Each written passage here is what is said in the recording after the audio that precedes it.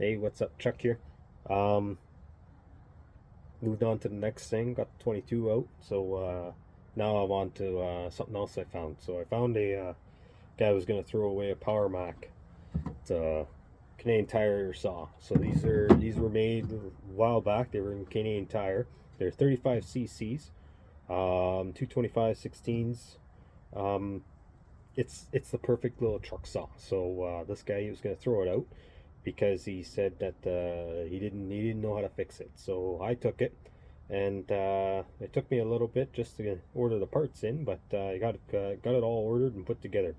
So I'm going to show you real quick about everything I got, and then we're going to talk a little bit about the history of it. So pretty well, actually, I'll tell you about the history about it. So Mcculloch is the ones that make these ones. It's a sub company of Husqvarna. So Husqvarna bought them later on. They were founded in the 40s, late 40s, and then Husqvarna bought them later on. They bought the rights to the motor and everything else like that later.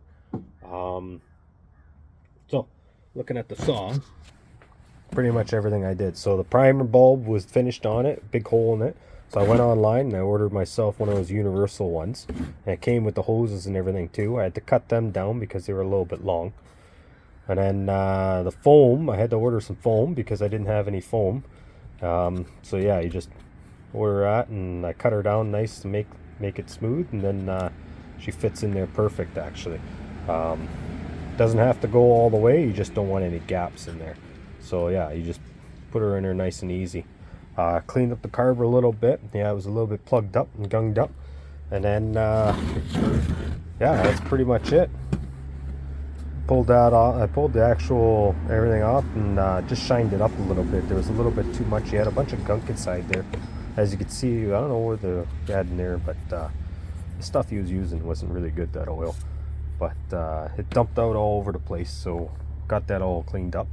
The oiler actually seems to work really well. Just by turning it over a little bit, it's spitting out oil, so that's pretty good. But yeah, that's about it. That's that. And then chain, I'm going to show you the chain on these things, because this one here, I thought it was so the chain on this is a 91 Oregon. So 91 Oregon is a low kickback chain.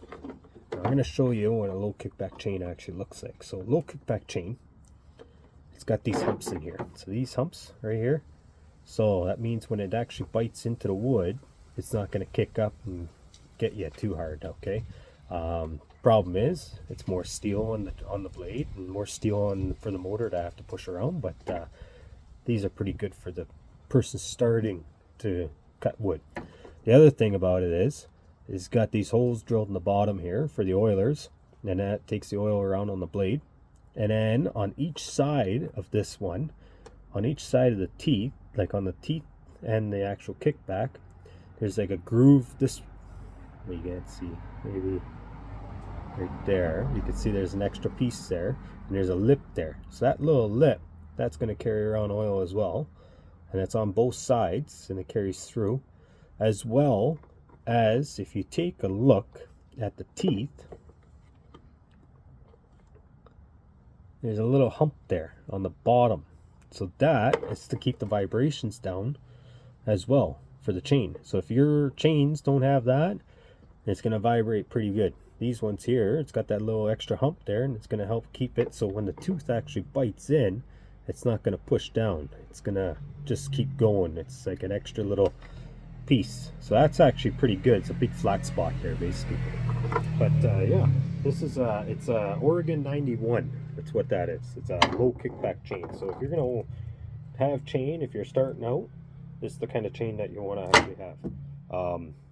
This saw is actually perfect for the person that's going to be having it in the back of a truck or a Jeep, because this saw is a perfect saw. It's small, it's easy, it's light, doesn't take up too much room, and then you can actually use it to cut back stuff on the road if you're going to be going, or if you're going to be just limbing around the house and things like that. This is the saw you want to use. You don't want to go anything too big, because once you go big, it's too heavy. It takes up more room, more weight, and you don't really want that. But yeah, I'm gonna put this thing together and then see if I can get it to flash up now. I hope I got the carburetor back together, but no extra pieces laying around. So we'll see how it looks when I get some gas in it there and flash her up. Okay, later.